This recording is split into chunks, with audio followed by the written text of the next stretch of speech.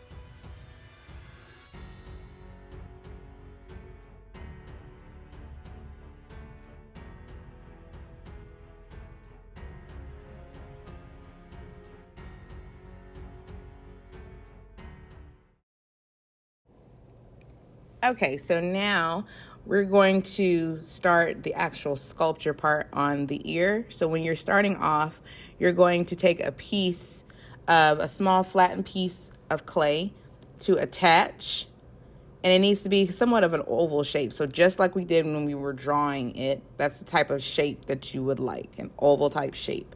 And it doesn't have to be perfectly oval, as you can see here, but it does need to be somewhat oval in nature. And then you're going to use your fingers to start smoothing and attaching it. And you want to score the back of it, again, just like we were scoring different parts of the sculpture so far, so that you can make sure that it actually attaches. And then you can start curving the edges, like that little flap on the outer part of your ear. You're going to curve it inward so that you can start molding it. And remember, you don't need a huge ear. Now, there are some people who have the larger ears, and then some people have smaller ears. But you want to think about the head shape, the head size, and have an ear that's proportional to it. All right, so now you're going to start using that kind of like the scraping tool, or that has a pointer end, and use that to actually form the ear. Keep your sponge next to you so that if you start to see little cracks and things that come up in the clay, you can go in and you can actually smooth it out, and then make sure that it's nice and smooth. And then you can go in with your actual finger to smooth it out even more and to round it out as you go. But I'm going to not talk as much on this part as well, because this is where you really want to focus and use that tool that you see me using to really refine the ear. Just like we did with the drawing, where you add a darker values to show the details.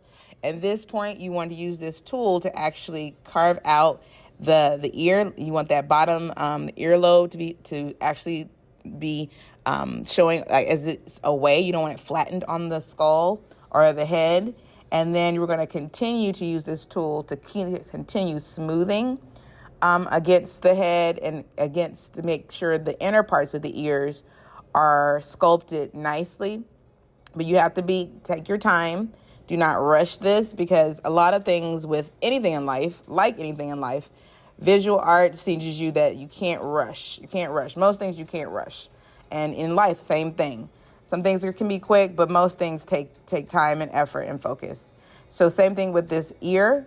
You want to take your time and you want to sculpt it. Now, if you see later on, I'm going to show you that you may see some cracking in other places, like I had a little bit showing in this neck part, but then I'll go in later and actually remove it out. So that's something you can do too, so don't worry about that part.